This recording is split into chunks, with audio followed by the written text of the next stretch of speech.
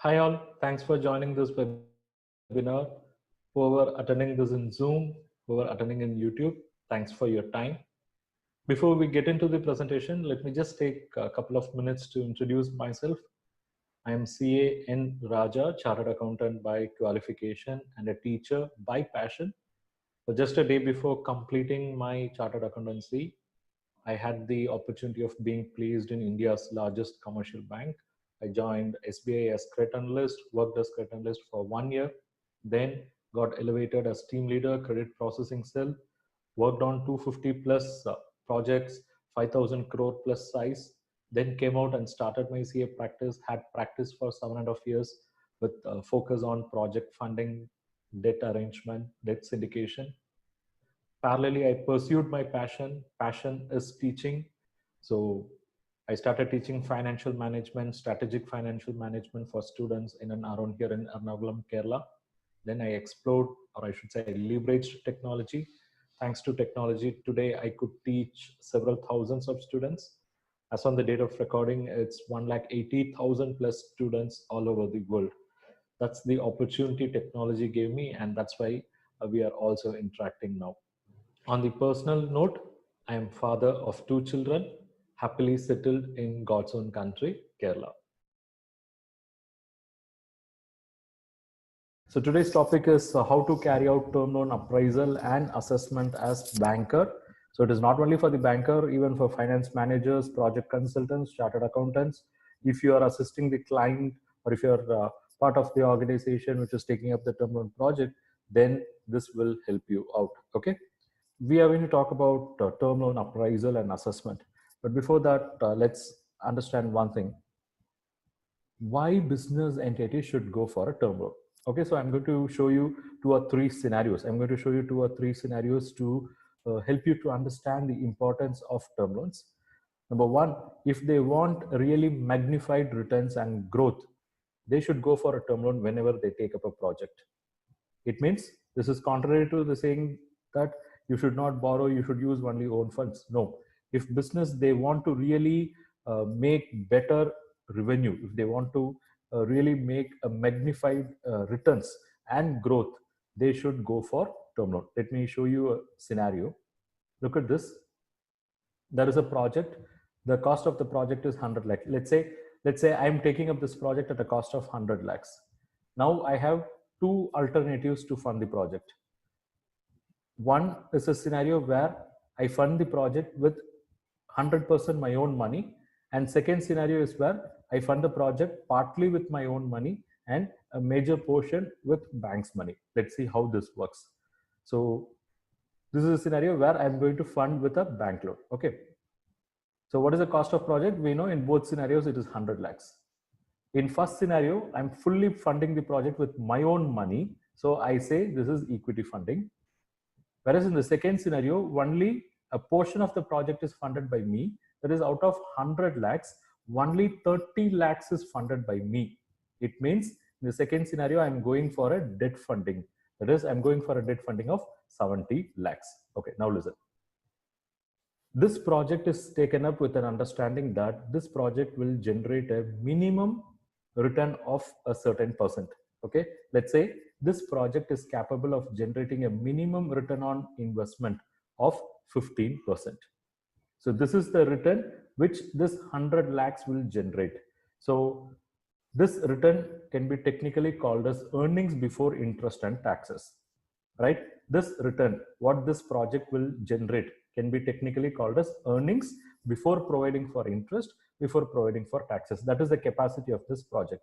So 100 lakhs into 15% will give me 15 lakh in scenario 1. In scenario 2 also it will give me 15 lakhs. So this is what you have to understand, because this earnings before interest and taxes is like a gross profit. Okay, gross profit will give you the same amount whether you invest the project with your own money or with a combination or with full debt fund.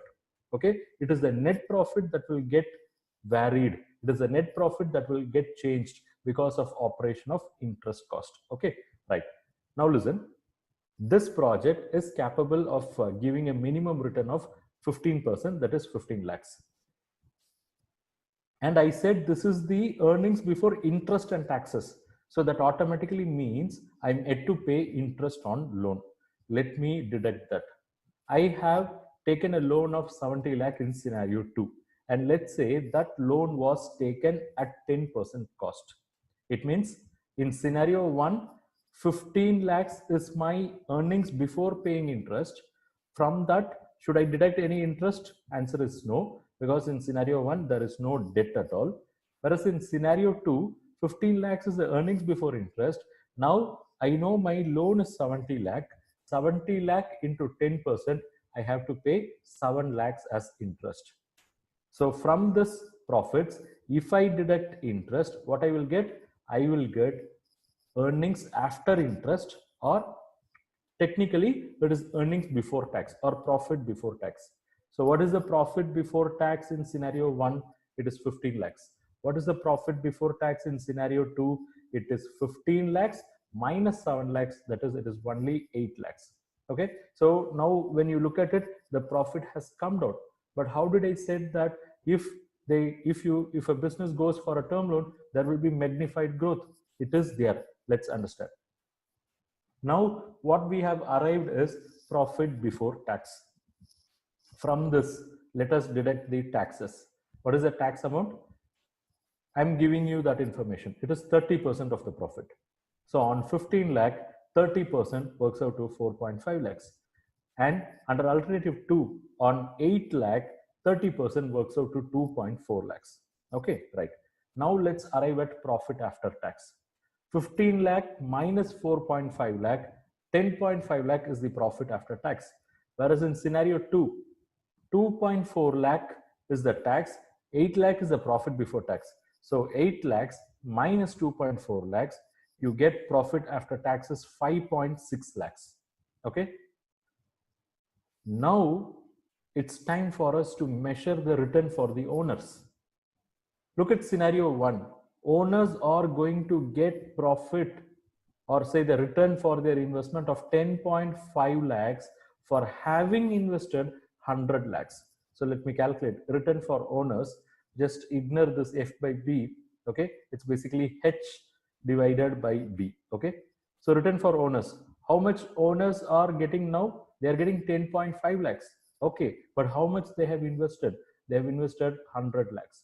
So 10.5 lakhs as return for 100 lakhs, it means owners are getting 10.5%. They have invested 100 lakhs in this business and they're getting 10.5%. Pretty good. Okay. Now look at this. In scenario 2, what is the profit available for owners? It is 5.6 lakhs. How much owners have invested? Owners have invested only 30 lakhs. They are getting 5.6 lakhs by investing 30 lakhs. So 5.6 divided by 30, it means they are getting a return of 18.67%. It is comparatively higher, or it's better than alternative 1. It's good, right? Because they are getting 18.67% return on their investment. And how much they've committed? They've committed only 30 lakhs. It means this owner, assuming he's having 100 lakhs funds, out of 100 lakhs, he has invested only 30 lakhs in this business. It means he still has investable funds of 70 lakhs, which he can invest in a project like this combination. Okay, so that's the power of debt funding. See what happened here. Here, the presence of debt, okay, help this organization to have more return on investment for the owners. Because the same project, same assets, what has undergone a change is only the funding pattern, right? Here it was fully funded by owners' money, but here it was partly funded by owners and major portion by the bankers, or say the lenders. And if you see the profit before taxes, yes, you can see comparatively the amount is lesser. But what you have to understand is, look at the amount that was invested by the owners. Amount invested by the owners is only 30 lakhs and they are taking 5.6 lakh. It means they are getting a return of 18.67%. So there is a magnified return. That's why I say, like business, whenever they take up a project funding, they should also have debt as a part of funding. Okay, debt also as a source of finance. Okay, this is reason number 1. why debt funding is required for funding a project. I'll give you one more. The another reason can be tax benefit. The other reason can be tax benefit, but before that, whether this concept is clear for you, I mean, why business should go for term funding, why business should go for term funding when they go for a project. If this concept is clear, that is, having a debt in capital structure could result in magnified return for a business when the market scenario, market condition is good. Here, for me, I made an assumption that market condition is good. Okay. Anyone facing issue with audio? Anyone facing issue with audio? If audio is clear, type AC. I just received 1 or 2 messages saying audio, there is a problem. Okay. If audio is clear, just type AC. Okay. Then whoever having issue, that should be at your end. Okay. It could be because of internet connectivity issue. Okay. Because for majority, yes, it's going perfect. Okay, now let me just once again conclude this. In scenario 1, there is no debt funding. In scenario 2, it's a hybrid, a debt and equity, and the return on investment is same, cost of the project is same, but what is undergoing change here is the profits that are available for owners for the amount they have invested. In scenario 1, having invested 100 lakhs, they are getting only 10.5 lakhs. In scenario 2, for having invested 30 lakhs, they are going to get 5.6 lakhs. It means it is 18.67%. It is 18.67%. So there is a magnified return. But here there is an assumption. The assumption is in both scenarios, I'm saying the return on investment is same. Okay. And it also means that market condition is good. And if the market condition is not good, the term loan itself will become a bigger burden. Okay. Right. And the question from Barney Dharan, okay, I said I'll not be taking up questions now, but still I've seen this, I'll answer. In EMI, we have both interest and principal, but why we are deducting only interest? Because interest is considered as an expense, whereas the loan amount which had come into the business is not treated as income. Okay, I repeat, interest is considered as expense, so we are deducting it. And the loan amount which had come in was not treated as income, was not taken to the statement of profit and loss. Rather, it was taken only for the only to the balance sheet. So if at all any repayments are going to happen, that will get reduced only from the balance sheet and not in, say, the statement of profit and loss. Okay. Yeah. So this is scenario 1, and I just wanted to confirm whether this concept is clear for you. That is, having a debt fund in the capital structure could result in more return for the owners in good market condition. Within quotes, good market condition. If this concept is clear, can you type CC, concept clear? CC stands for concept clear. Yeah, please.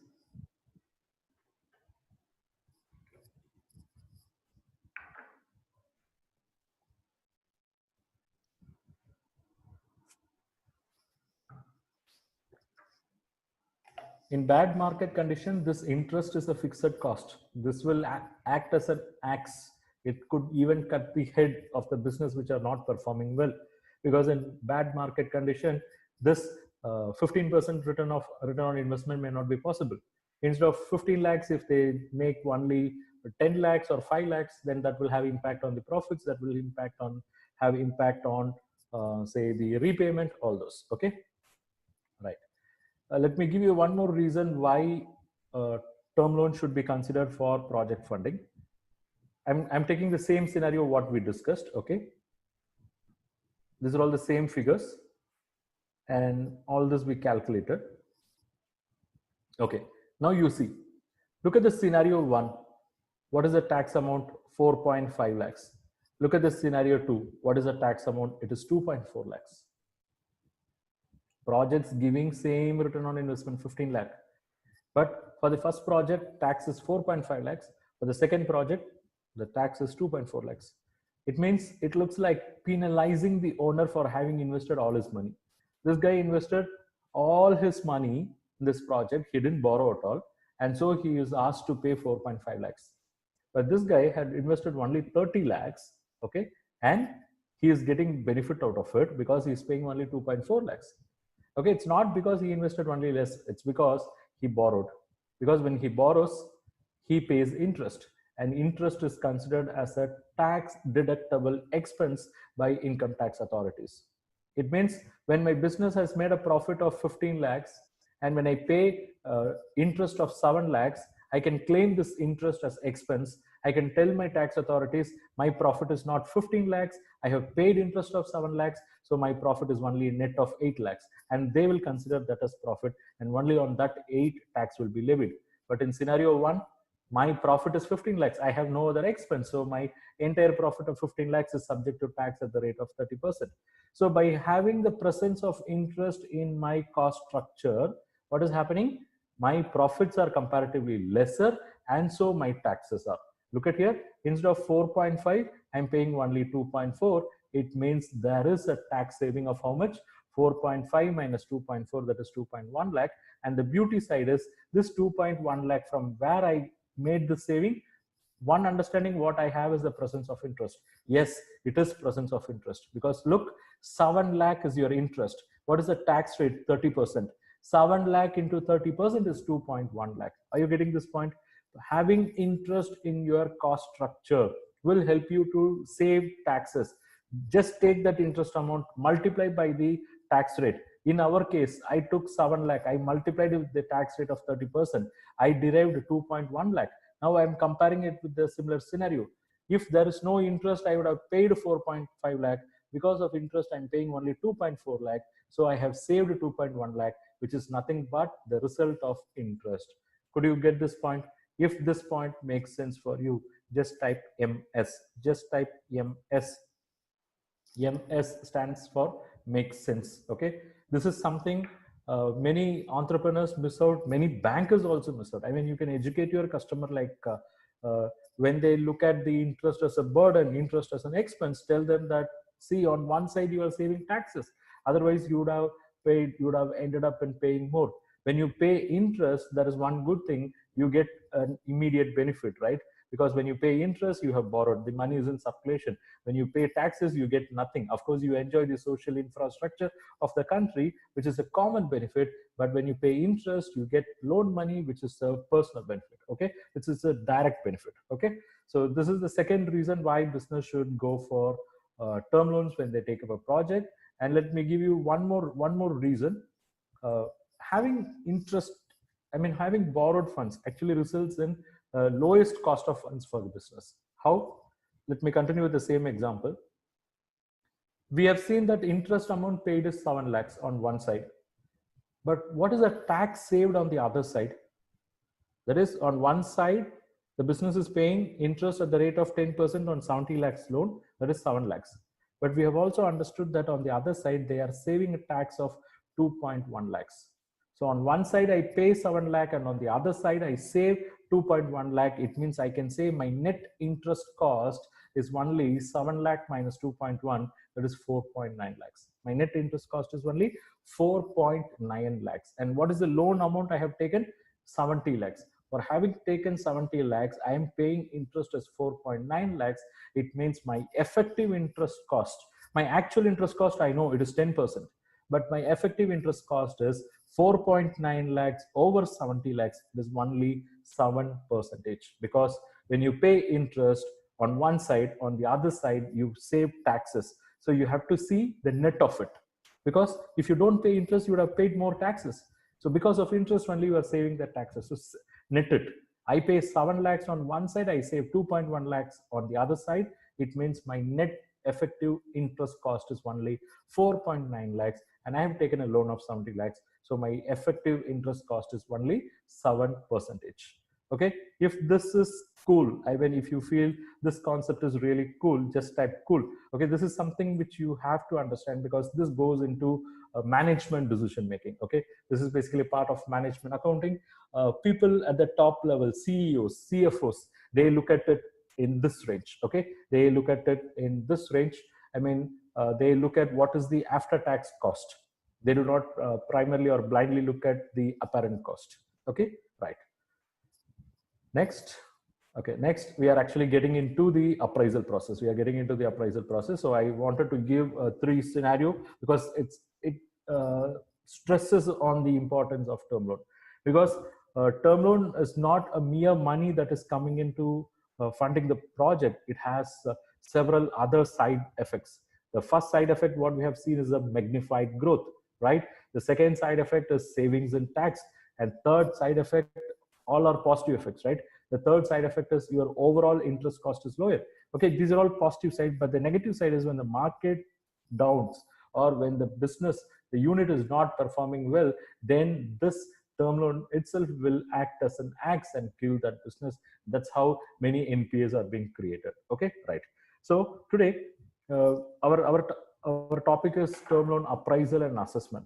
So term loan, in the sense, I'm not going to talk about normal business loans which are given for 3 years, 5 years, 10 years without looking into the purpose. Term loans are the loans which are given for a, say, a term period, let's say 3 years, 5 years, 8 years and all. Number one. Number two, it is given for a specific purpose. It means out of that purpose, cash profits will be created, and that cash profits will be used for repaying the loan. Okay, so I repeat once again, term loans or long duration loans. Okay, so we say a term period.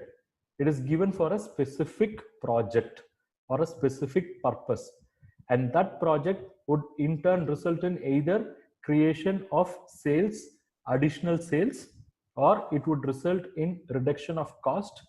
Okay, so either sales or additional sales, or reduction of cost.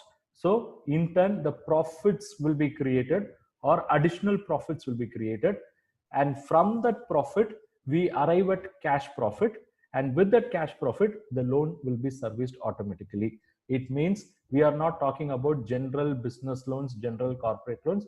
We are talking about loans which are given for putting up a project.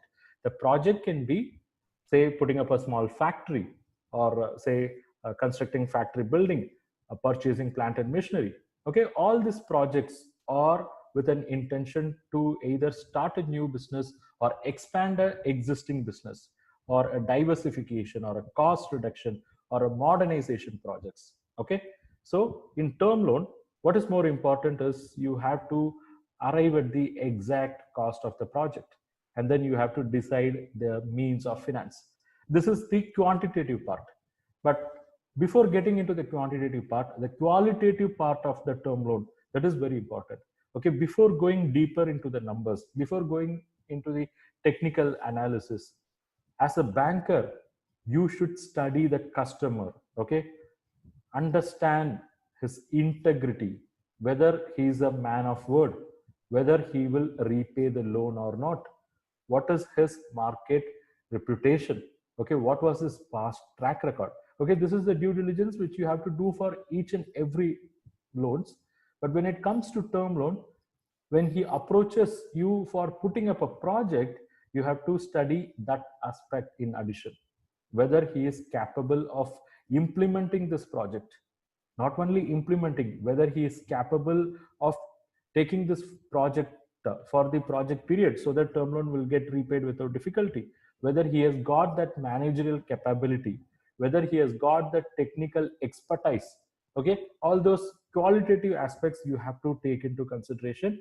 Without that, there is no point in getting into these financials or analytical aspects. Okay, so it's like sometimes the appraisal part, the quantitative appraisal part is given, or it's overemphasized, ignoring the critical qualitative parts. Okay, I mean basically the management, the integrity, their technical expertise. Okay, you have to frame an opinion by having a deeper discussion with the customer, then come for this, I mean, I'm not saying that this is not important, but that is even more important. This is critical, okay, but that is even more important. Study your customer first, understand their mindset, understand their integrity. Okay, look at their past track record, their knowledge level, their technical expertise. Okay, if you are okay with that, then go ahead with the other aspects, technical aspects of the project. Okay, the first thing is you have to freeze the cost of the project and means of finance. I'll take you through an example. Okay, look at this. Okay, this is a typical format. This is a typical format of cost of project and means of finance. Let's say I want to start a project, let's say starting or putting up a factory and purchasing plant and machinery and installing it. So basically I'm creating the infrastructure for starting my business. So in that case, I have to invest on land, then I have to construct the building, I have to purchase and install plant and machinery, then some additional small items comes here. I'll explain what are all this as we progress. But these are all the items which I have to create to kickstart my company. And for this I need money, right? In order to create all this, I need money. So as a owner, I'll be bringing some money, and this is something what you will see only in the companies which are profit making, existing profit making companies. I'll explain at appropriate time. Then for the balance portion, I go for a term loan. It means this table is very important for my project. Where and all I have to spend, I have to spend on land, building, plant and machinery, and other items, miscellaneous items. And for all this, from where I will arrange money, how much I'm going to bring, how much I'm going to ask bank for a loan. Okay, that gets captured in cost of project and means of finance. It's something like a balance sheet. Okay, balance sheet will have like sources on one side, uses on the other side. Here I've just kept the uses on the left side and sources on the right side. Okay, any side as you wish. Okay, now let me take you through an example. Look, I'm going to start a project at a cost of 10 crore. And this project comprises where I purchase a land for 1 crore, and on that I construct my factory building for 3 crore, and I have to purchase and erect and install plant and machinery for 6 crore. So my total cost of the project is 10 crore, and how I have planned to fund this is I will be bringing in 3 crore, and I will go and approach a bank for a term loan of 7 crore. It means I'm contributing 30% for the project, and I'm asking a loan of 70%. Okay, so you can also arrive at the project debt equity ratio here. The debt is 7 crore divided by equity of 3 crore. That gives you project debt equity. Okay, so this looks like very simple, but the point is it is actually simple. It is not comprehensive, because when you finalize or when you freeze a cost of project and means of finance for a company, especially for a new project, you have to be very careful, because for this project there is no past. Okay, because it's a new project, it's a new company, new project. They don't have past. It's like a baby. Okay, so you have to take, or you have to give that maximum care so that you can ensure this grows appropriately or in correct phase. If you don't give that due care when you give birth to a new project like this, in a short period it will die. Okay, and it will uh, come as a big headache for you at a later point of time. I hope you are getting my point. If a company is starting a project, let's say a new company is starting a new project, then it's like handling a baby. Okay, you have to take utmost care to ensure that whatever is required is given. I mean, whatever the feeding is required, that have to be done. If it is not done, then this baby will collapse. Okay, shall I proceed whether everything is perfect? Just type go ahead, GH or GA. Just type go ahead. It's basically to ensure that we are all connected, the audio and video, everything is correct. Yeah, thank you. Okay, so this is the project, and this is what I'm showing to my banker, and the banker is also finalizing, but it should not be finalized in this way. Okay, here, even though we have concluded the cost of the project as 10 crore, we are missing on something. We have to take care of that. What is that? Let's see. The first one is, please provide working capital margin. Please provide working capital margin. Before that, I'll make a disclaimer here. See, this is a project at a cost of 10 crore. Okay, right. And I have 3 crore with me, and without the bank loan of 7 crore, I cannot take up this project, because the maximum funds what I have now is 3 crore. And if at all some small plus and minus is required, I can manage, but I cannot independently take up this entire project on my own. So I need a minimum term loan of 3 crore. I have brought in, I need a minimum term loan of 7 crore. I have already brought in 3 crore. some small additions is manageable. It means there will be corresponding reduction in loan if bank says so. Okay, but if the bank is generous to give this entire 7 crore, I'll be happy. Okay, so this is the background. Now I have this project, and let's say my first customer drops in, and he's ready to place order.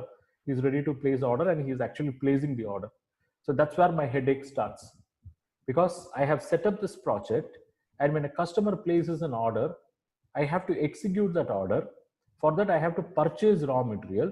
For that, I have to engage my laborers. I have to incur manufacturing expenses, and whatever the fund I had, close to 3 crore, I have invested in this project.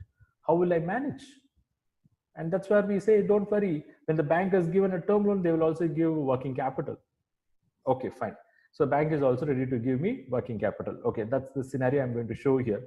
Okay, this is what required for my initial operations. I mean, if I want to kickstart my operations, I should have investment in raw material at least 1 crore. I should make investment in labor at least 50 lakhs. I should invest in other manufacturing expenses at least 50 lakhs.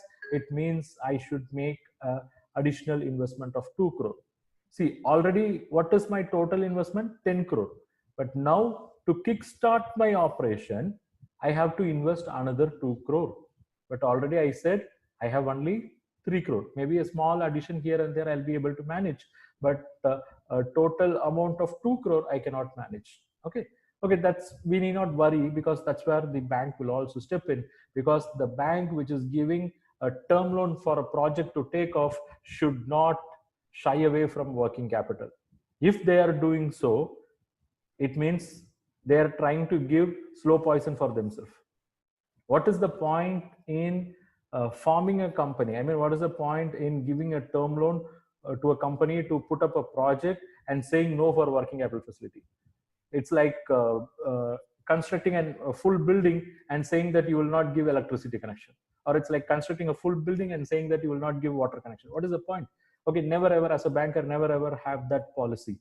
Okay, so if you are giving a term loan for putting up a project, for starting a project, then it is equally your responsibility to ensure that they are given adequate oxygen, adequate water, or adequate electricity in the form of working capital facility. Okay, so here what we have understood is they need at least another 2 crore to kickstart their operations. And let's say banker have agreed to give 75% of it. So out of 2 crore, the banker is giving 75%. Banker is ready to give 75% of it. It means the condition placed by the banker is, we will give 75%, you please bring 25%. That's what you see this 0.5. It means 25%, 50 lakhs out of 2 crore should come from the owner, and 1.5 crore bankers are ready to give. But here you should also empathize with the customer. Already that customer has managed or had so much of difficulty to bring this 3 crore. And now you are saying, or you are asking him to bring in another 50 lakhs. How he will manage? Because repeatedly I maintained that some small additions here and there with the 3 crore is manageable, but big amount is difficult. Okay, this is something which you have to relate with reality also. Okay, this would be the situation of most of the borrowers. Okay, so our banking system has recognized this difficulty. Okay, that's why our banking system is ready to consider this 50 lakh, basically the margin which the borrower should bring in for meeting the working capital facility. Our banking system is ready to consider this 50 lakhs working capital margin also as cost of the project. So already we have seen cost of project as 10 crore, right? Now with that, I'm also adding this working capital margin as cost of the project. So my cost of project will become 10.5 crore because I've added 0.5 crore. So 10.5 crore. In that, as a owner, I will bring 30%. Okay, so now 10.5 into 30% is 3.15 crore. Earlier it was 3 crore. Now I'm forced to bring 3.15 crore. Okay, there is addition of 15 lakhs, but I'm ready to do that because bank is helping me to fund what I am supposed to contribute. In this point, I am supposed to contribute 50 lakhs, but bank is ready to contribute. Bank is ready to consider that as a cost of a project, and bank is taking my load of contributing this 50 lakh. they are actually contributing how much? 35 lakhs, because 15 lakhs comes from my hand. And look at the term loan, it has become 7.35 crore. It means bank is contributing 35 lakh. Okay, so this is a concept which are overlooked by many of the bankers, and I can relate with some scenarios, some real life scenarios where the business units which were denied of this working capital margin, they had greatest difficulty in taking off. Okay, greatest difficulty in taking off. And I've seen cases which have achieved quick mortality, that is having sanctioned a term loan but not structuring the working capital facilities appropriately. Those term loan accounts have turned out to be a non-performing asset within a period of 2 to 3 years, because they were not given adequate oxygen, adequate working capital. Okay, so this is the concept of working capital margin, which should be considered as part of cost of project. So if this concept is new for you, just type new. And if it is something you are exposed for the first time, and if it's something that has opened up your mind, just type bulb on. If it is something which has opened up and you feel like yes, you have learned something new today, just type bulb on. I want to see how many bulb on we have. Yeah.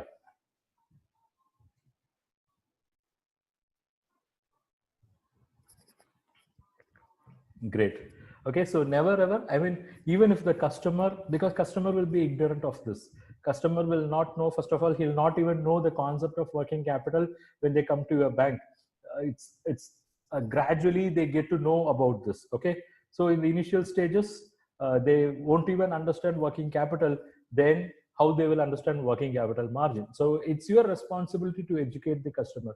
Okay, when you educate the customer, you will also love your process. Okay, see, the message is like this: if you want to really learn something, teach.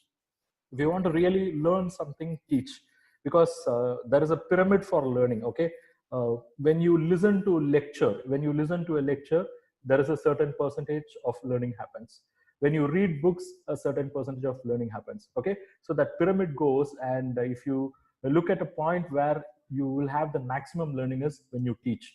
Okay, I mean, your learning will be 90% more effective when you teach. So these are all something which wherever, whenever you find an opportunity to educate your customer, educate them, and they will remember you for lifetime, number one, and you will remember this concept for lifetime. Okay, shall I go ahead? Shall I go ahead? Just type GA. It's permission from your side so that I can continue the presentation. Yeah. Thanks a lot. Okay, so now we have freezed the cost of the project as 10.5 crore. But again, it's a new company, I said, right? New company, they're putting up their project for the first time. And we should not freeze the project cost at this point, because this business would have incurred some expenses even before forming this company, but for the purpose of forming this company. Let's say the incorporation expenses, or they would have done some market research, they would have done some field survey, but all are incurred for this business only. Okay, so that should also be considered as part of cost of project, and our banking system recognizes that as well. So let me put that here. Let's say I have incurred some expenses like 25 lakhs in feasibility report, 15 lakhs in market survey, then flotation cost, the cost incurred by me in starting this business. Okay, 10 lakhs. It means I have spent 50 lakhs even before I make any revenue. Okay, or 50 lakhs even before I commence my operations. So who will fund this? Already for the land, building, plant and machinery, 3 crore is gone. Then probably I would have spent this money, but I need this back to reinvest in the business, because that 3 crore what I have planned have to be invested over a period of time. But out of the 3 crore, some portion already I would have invested. It means I will face a shortage of funds in fulfilling my promise, because as per the earlier stand, I'm supposed to, as per the earlier stand, I'm supposed to bring in a capital of 3.15 crore. But this 3.15 crore is for meeting a portion of all this, right? But out of this, close to 50 lakhs already I've spent. It means I will not be having 3.15 crore with me. I'll be having an amount of 50 lakhs lesser than 3.15. Okay, so that means when it comes to the compliance of this capital bringing in, there will be an issue, because the bank will not give loan amount entire 1 crore for purchasing land, because bank understands 30% is the margin. So what the bank will do, if I have to pay 1 crore for purchasing the land, bank will give me check for 70 lakhs, and bank will say, okay, you are supposed to manage 30%. No, okay, you manage. Then for building, bank will not give entire 3 crore. Bank will give check only for 2.1 crore, 70%. It means remaining 90 lakhs I have to manage. And for plant and machinery, once again, bank will not give entire 6 crore. They will give only 70%. It means balance I have to manage. But at this point, we'll get that realization that that balance may not be manageable, because I have already spent them even before starting this company, or even before commencing the operations. It means at that point I will face mismatch, and my business, my project should not suffer because of that. And that's why our banking system has recognized they are considering this preliminary and pre-operative expenses also as part of cost of project. But this approach can vary from bank to bank. But public sector banks who want to be really conservative, they actually take care of this, because this is something which got to be provided. If it is not provided, that business, that term loan, that project will suffer. Okay, so already we had 4 items including working capital margin. With that, now I am adding preliminary and pre-operative expenses of 0.5 crore. So what is the total now? 11 crore. Out of 11 crore, 30% from owner. It means earlier it was 3.15 crore. Now it had become 3.3 crore. It means, yes, it's my responsibility, because here I'm not I mean, here I'm not put into the burden of managing this entire 50 lakhs. I have to manage only 15 lakhs. 35 lakh bank is going to support me. Look, earlier, what was the term loan? Earlier term loan, it was 7.35 lakh. Now with 7.35 lakh, another 0.35 lakh, it means bank is supporting me via term loan. So in this way, this preliminary and pre-operative expenses is also getting included in cost of project. And this aspect comes into picture only for new businesses. Okay, because preliminary, pre-operative, these expenses are applicable only for the new businesses, not for existing running business. Okay, right. The next one, this is very, very important. And again, I see like several private bankers, they just go blind on this. They just go blind on this. But if you really want to nurture a baby in appropriate form, or in the correct or right form, you have to provide for this. That is contingency, because we are dealing with future, right? The term loan is basically a project. This project is being implemented. So some projects can be very simple project, like just purchasing plant and machinery, simple, not an issue. But some project will have a longer implementation period. Okay, if you start the project today, it will take at least another 1 to 2 years to have that project completed. So in this 2 years, anything can happen, any change can take place, market can go up, it can come down, the prices of the components of the project, the price of the land, the building, the plant and machinery, several things can undergo a change. Who expected a situation like this we have now, the COVID, the lockdown? Okay, how many business units have expected a fall in sales in this period? So the market scenario can go in any direction. And when it comes to finalizing the cost of project, we have to anticipate these kind of possible negative impact, especially on the components of the cost of the project. Look at here, the land cost, sorry, yeah, the land cost is 1 crore. Okay, as far as the land, since it is a one purchase, I do not expect any major change, because when they have identified the land itself, they would have made an agreement. So there is not likely to be any major change in the price of the land. But building, I have to construct it over a period of time. And in this period, there are several factors where we will not have control. Say in the price of sand, the price of cement, in the availability of laborers or cost, or there can be interruption because of monsoon, there can be interruption because of a situation like COVID. So because of this, the implementation period will get elongated, and as a result, the cost what we have estimated will also go up. Okay, several factors are there and which are mostly beyond our control. And look at plant and machinery also. Plant and machinery 6 crore. Generally they will give a pro forma invoice, and that pro forma invoice will be valid only for a certain number of days, let's say for 60 days or 90 days. But if the project implementation itself takes a longer time, and if the plant and machinery have to be purchased and installed after 6 months time, 9 months time, and in between period if anything happens like a scenario what we have now, then again the cost of those assets, plant and machineries, will also undergo a change. Okay, so out of these items, that is land, building, plant and machinery, working capital margin, preliminary expenses, on two items, mainly building and plant and machinery, there is a possibility that cost will undergo a change. It can undergo a change on the negative side, in the sense it can increase. So I am anticipating a 5% increase in this cost. So 9 crore is the total cost. I anticipate 5% increase.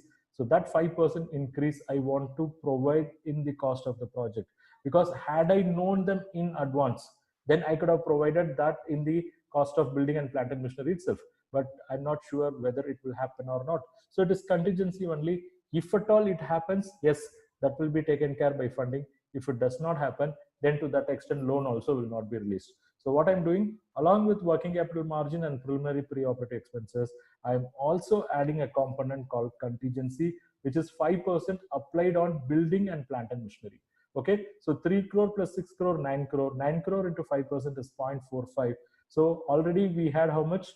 We had 11 crore. With 11 crore, this 0.45 is added.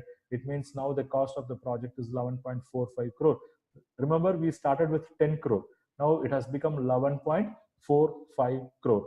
Okay, on this 70%, that is 3.44 crore is the capital which I should bring in, and bank will give me 8.02 crore. So look at this. In the previous stage, a capital contribution is 3.33 crore, but now we had reached a stage where the capital is 3.44. So at this point, the promoter will show his reluctance. Promoter will show his reluctance. What I have come to you with a expectation of me bringing in only 3 crore and you giving 7 crore, and now you are asking me to bring in 3.44 crore. So that could be the reaction of the borrower. But here, borrower have to be educated, and that's the need. If the borrower is not ready to understand, then he is digging grave for himself. Okay, because if he is not going to provide for contingency, if he is not going to provide for preliminary pre-operative expenses, if he is not going to provide for working capital margin, these are all the small things which can have big impact on the implementation of the project. Okay, so it's very important that they had to make arrangements, because it's not just the capital is increasing. Look, the term loan is also increasing. We started with a term loan of 7 crore, but now we have reached a stage where the term loan is 8.02 crore. So the bank exposure is also increasing by 1.02 crore. But unless and until banks takes this 1.02 crore, banks takes these three elements in the cost of project, bank is also digging grave for itself. Okay, so that's the level of importance. So here, I cannot say that I will stop myself with 3 crore. Then if that is the case, it's better I drop this project. Okay, I can drop this project if I'm not in a position to manage this additional 44 lakhs. I can drop a project of 11.45 crore size because of my inability. Because if I'm not in a position to bring this, then it's better to drop. Do not undertake a big risk, because these are all small items, but they can have a big impact. Okay, next. The other element that should be considered in the cost of the project is interest during construction. This is also not prevalent in many of the private sector banks, but if you want to really safeguard yourself, if you want to really ensure that business, what your funding is taking off, consider this also. And this is very important, very important in case of new businesses which are going with their first project. What is this interest during construction? Let's take our case itself. What is the cost of the project? 11.45 crore. What is the term loan we have finalized at this stage? It is 8.02 crore. Okay. Now this loan has been sanctioned, and from next month onwards, EMI is started. So every month they have to pay interest and principal. But let's say this project is going to take 1 year for completion itself. Okay, so the cost of the project is 11.45 crore. The term loan required is 8.02. I'm making one rough assumption that the term loan is released in the beginning and they have brought in their capital. It means implementation period is 1 year, and for this 1 year they have to pay interest without any income. Why? It's only after 1 year they're going to start having their commercial operations. 1 year is implementation period, and for this 1 year period they're going to pay interest. How they will pay interest? They don't have income, they have only expense. How they will manage? That's where this concept of interest during construction comes into period. Let's say 12 months is an implementation period, then this loan amount into implementation period, that is 8.02 crore into 1 year. Okay, it's 1 year, right? Into 12%. 12% is the rate of interest I'm considering here. It means this 0.96 is something what they pay without having any income. How they will pay? They cannot pay. And if they don't pay, within a matter of 3 months, this account will become an NPA. So it is very important that this amount should also be considered as cost of project. This is not something propagated by me. Our banking system considers this also as cost of project. So already we had cost of project is 11.45 crore. Now with that, it's very important that this 0.96 crore is also included. It means what customer is supposed to pay is 0.96 crore. Now that is getting included in the cost of project. So the cost of project is 12.36, and bank is going to fund 70% out of it. It means now the term loan is increasing to 8.65. Earlier it was 8.02. Now it is 8.65. So 63 lakhs is coming from bank side itself to get their interest itself. But that is required. That's important if you really want to give appropriate oxygen, appropriate say the lifeblood for the business. Okay, so the term loan is getting increased on one side, and on the other side, of course, the balance money should come from the capital. It is 3.71 crore. So now a point has come where the borrower should realize that if he wants to go for this project, if he wants to take up this project, mere investment of 10 crore is not adequate. If he thinks that he can start this project with an investment of 10 crore, he is digging grave. Okay, he needs at least 12.36 crore to have this project implemented, and he cannot have this project done just by bringing in 3 crore. He should be mentally, financially prepared to bring in 3.71 crore, and that's good because term loan is also increasing from 7 crore to 8.65 crore. So if these factors are not considered in term financing, like IDC, interest during construction, contingency, preliminary pre-operative expenses, working capital margin, if you're not considering this, and if you are arriving at the cost of project and means of finance, it means what you are carrying or what you are preparing is an incomplete memorandum. Okay, it's not, I mean, you have not factored all the cost. I mean, see what banks do is they freeze, or they will have a cap on the maximum loan they can give.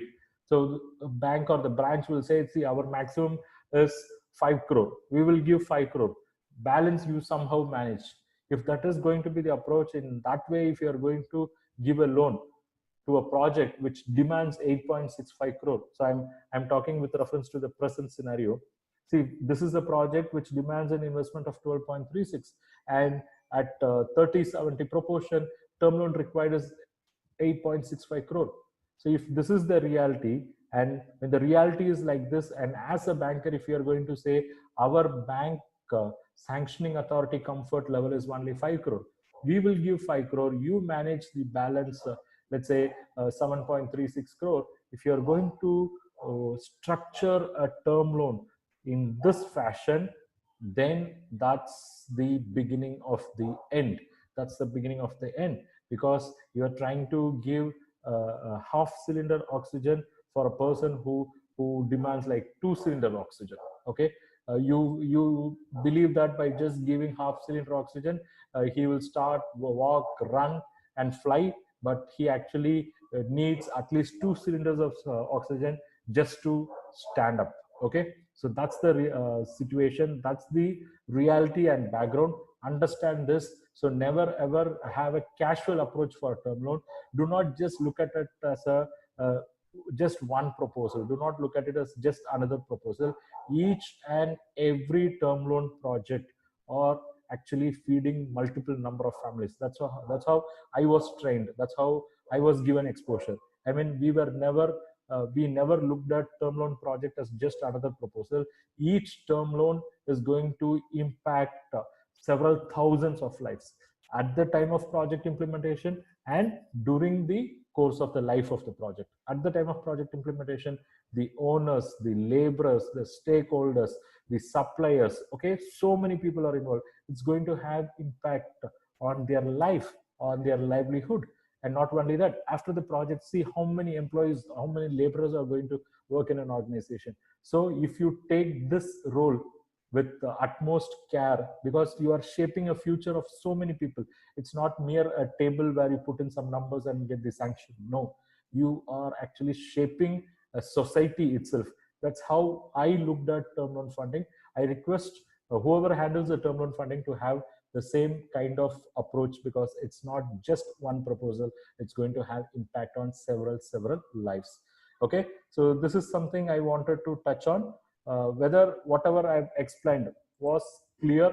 I mean, if everything was going on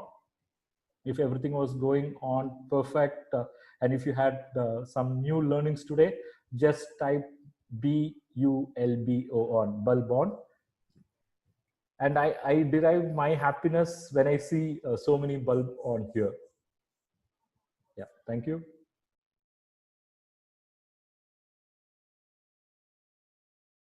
Thanks a lot. What you have seen now is only the tip of the iceberg.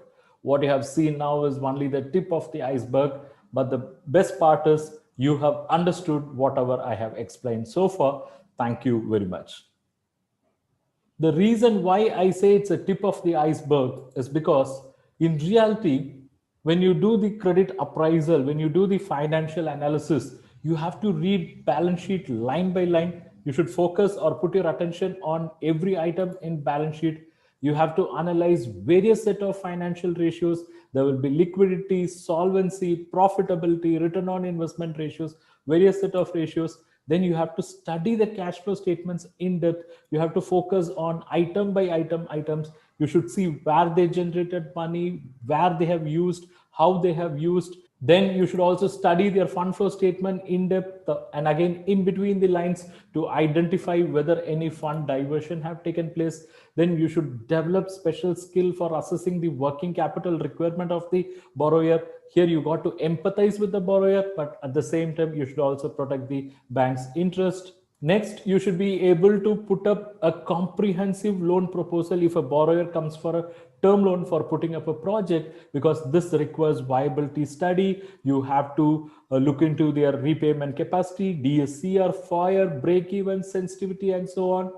Next, you should also be able to work seamlessly on CMA report, the basic Excel document which captures the past financial data as well as the current estimate and projection. And from this only all kind of analysis will happen.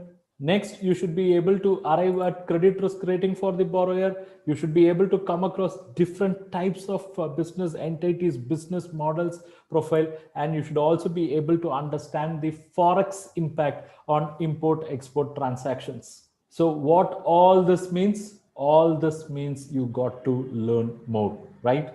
So how many of you are really ready to learn more? Because once again, I reiterate, what I have showed you today is only tip of the iceberg. So how many of you are interested in learning more? If you are really interested in learning more, if you want to take this journey to the next level, if you want to improve your skills that is required for your job, and that's the fundamental for your banking career, then type ILM. ILM stands for I am interested in learning more. ILM stands for I am interested in learning more. Whoever interested, please type ILM. Thank you very much. Can I have your permission to introduce the courses which I have published for bankers, which will solve all the problems we discussed? If you're permitting me, just type yes. Just type yes. I'll take that as your approval.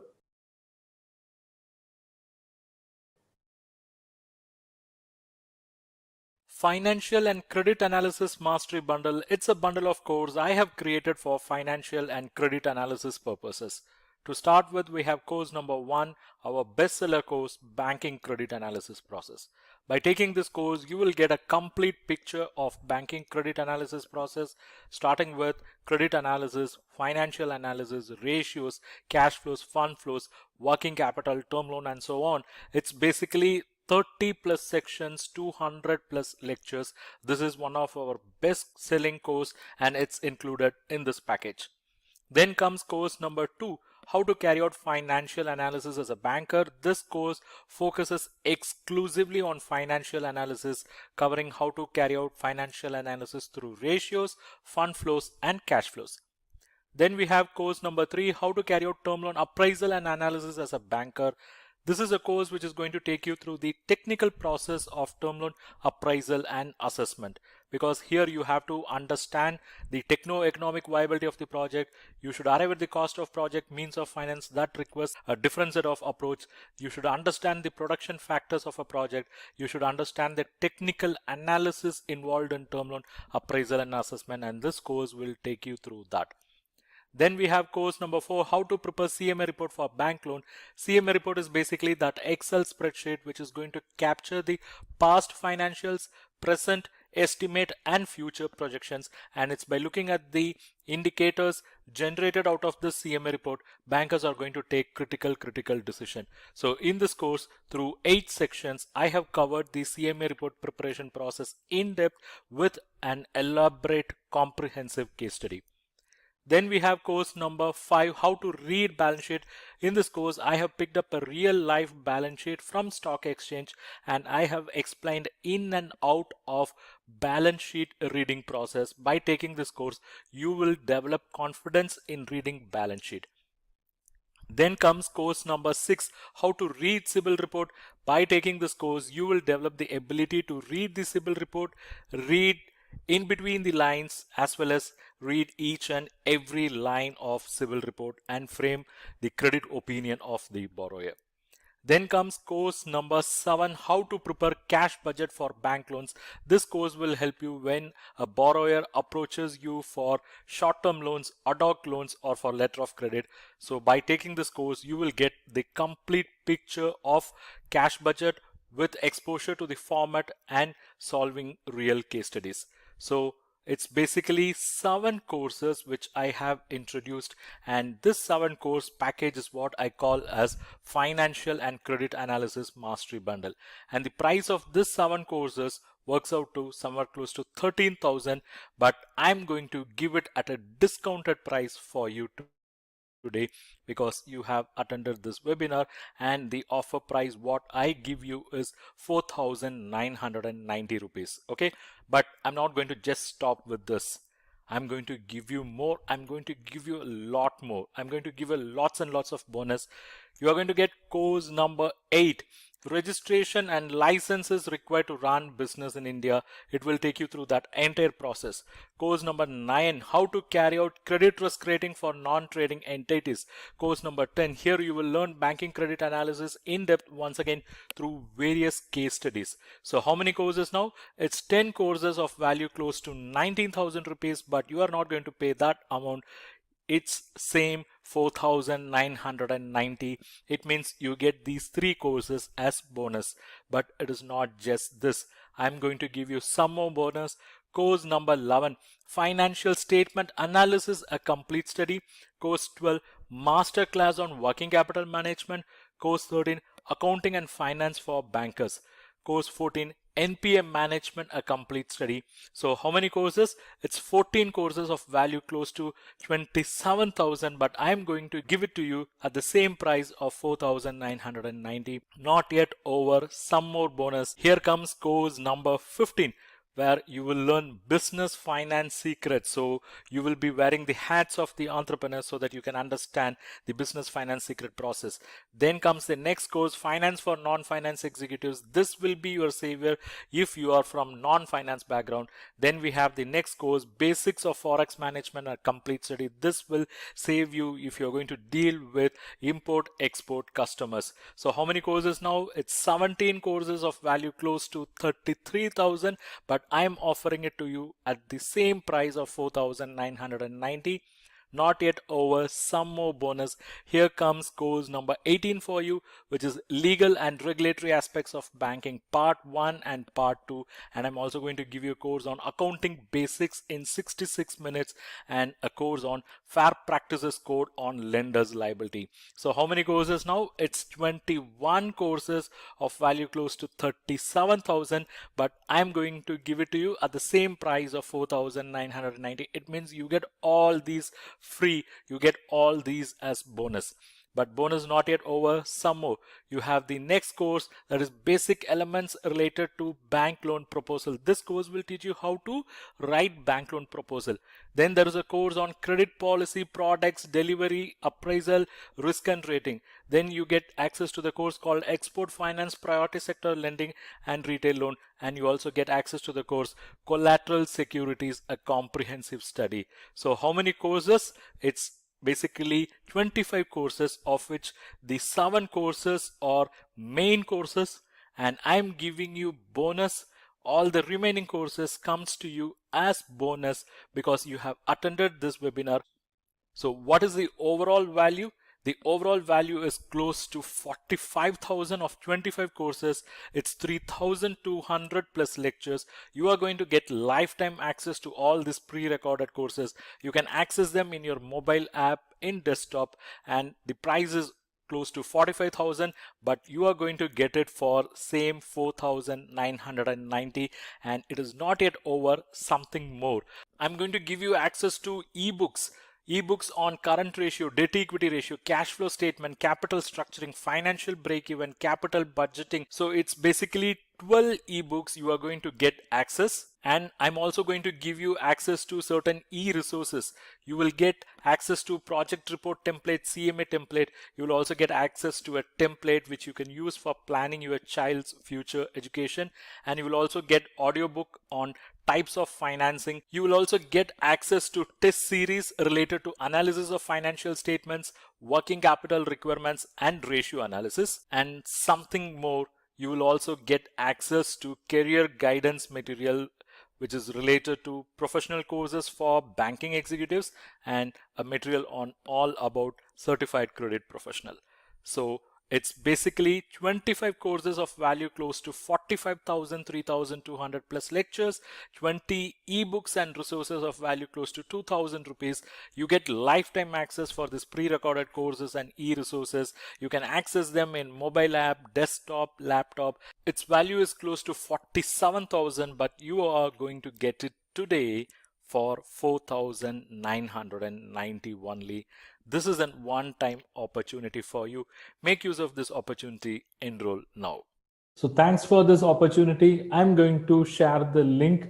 Please check your chat section. Whoever watching this in Zoom, check your chat section. Whoever watching this in YouTube, check the chat section as well as description below. I'm placing the link now, and this link is valid only for next 20 minutes. So if you want to continue your learning journey, if you want to take it to the next level, if you want to make best use of this opportunity, your time is on now. It's going to be next 20 minutes. So if you believe that this webinar has added value for you, and if you want to continue your learning journey, now the ball is in your court. Please click on the link. It will take you to the course. If you already have a student account in CA Raja classes, directly you can enroll. Otherwise, it will prompt you to open up a student account, and then you can complete the enrollment registration process. Let me also share some of the feedback given by our earlier students. Just have a look at it.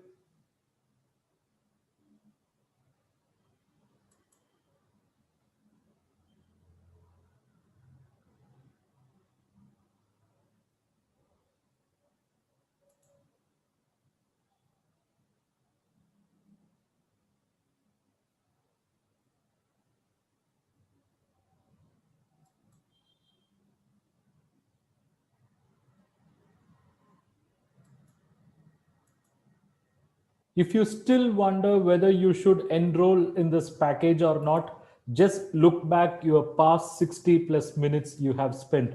Just try to answer all the four questions. Question 1, did you really understood what was explained? If answer is yes, whether you are able to relate with the things that were explained in this webinar. If answer is yes, if you derived value in the 60 plus minutes, and if answer is yes, and if you had that aha moment or bulb on moment that you have learned something really meaningful, useful, then I would suggest go and enroll confidently, because you will get that throughout this package, throughout the courses. That's the assurance from my side. If you have this question as to how you can access these courses, just have a look at the screen. If you enroll now, you can access them in desktop, laptop by visiting our portal. You can also install our app. We have app for Android phone users as well as iPhone users. You can download the app from Play Store, App Store. Just search for CA Raja classes, and the courses whatever you enroll will be available in the app also. And the best part is you can download the courses into your mobile within the app, and you can access them later even without internet connection. After enrolling the course, if you have some doubts or if you need some guidance, we are going to provide you 24 by 7 lifetime support through our Telegram community. We have a community for financial analysis where 1000 plus bankers have already signed up. This is only for paid students who are coming to this specific course. You can ask all your questions and you will get reply. You can also learn from question answers of other participants.